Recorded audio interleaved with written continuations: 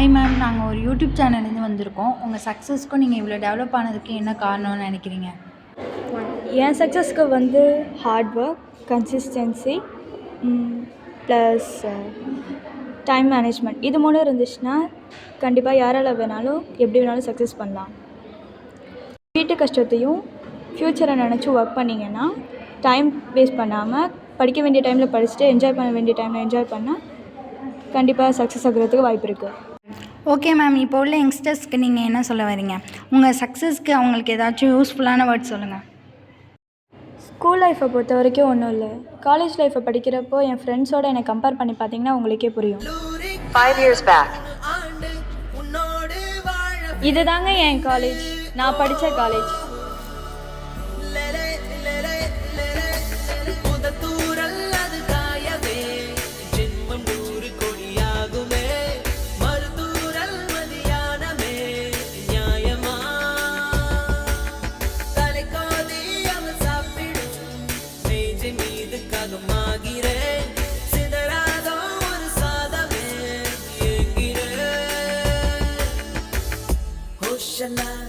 ஹோஷலா காதலில் லாலி லாலி கேட்டேன்.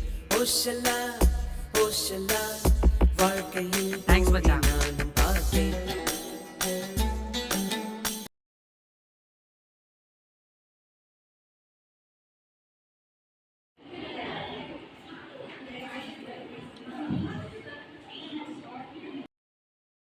என்ன கிளாஸ் இது? ஒண்ணுமே புரிய வேற மாட்டுதே.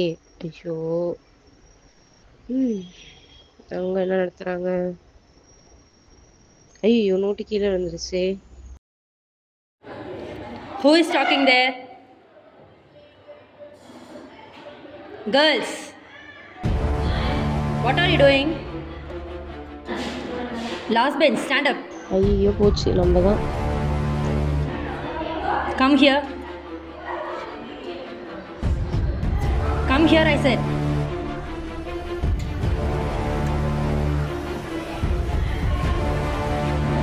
Maha, come here.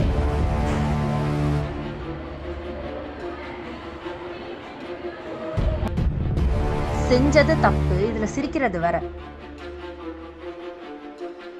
College dress code என்னன்னு தெரியும்ல உங்களுக்கு?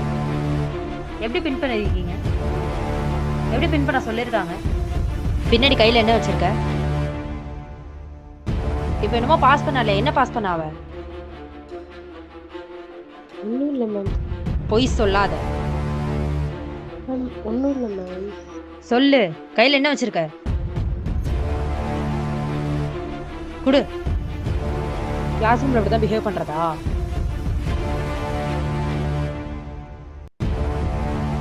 காலேஜ் ரூல்ஸ் தான் தெரியல உனக்கு?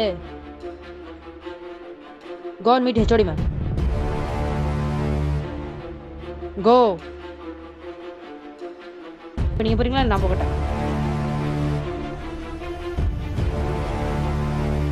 இனிமே இதை பார்க்கவே இல்லை இந்த வீடியோவை. பார்த்துட்டீங்களா? என்னடா பண்ணுறீங்க ரெண்டு பேரும்? ஃபோன் பார்க்குறோம். பார்த்தா தெரில. உங்கள் ரெண்டு பேருக்கும் ஒன்று சொல்ல விரும்புகிறேன். நீங்கள் என்ஜாய் பண்ணுறீங்க, எல்லாம் பண்ணுறீங்க, ஓகே. கொஞ்சமாச்சும் படிங்க. செமஸ்டர் எக்ஸாம்லாம் மார்க் இல்லைன்னா ஒன்றுமே பண்ண முடியாது. கேர்ள்ஸ் படிக்கலைன்னா இந்த வேர்ல்டில் சர்வை பண்ண முடியாது. உங்களுக்கெல்லாம் எவ்வளோ வாட்டி சொன்னாலும் புரியாதுல்ல, என்னவோ பண்ணிட்டு போங்க. After 3 years.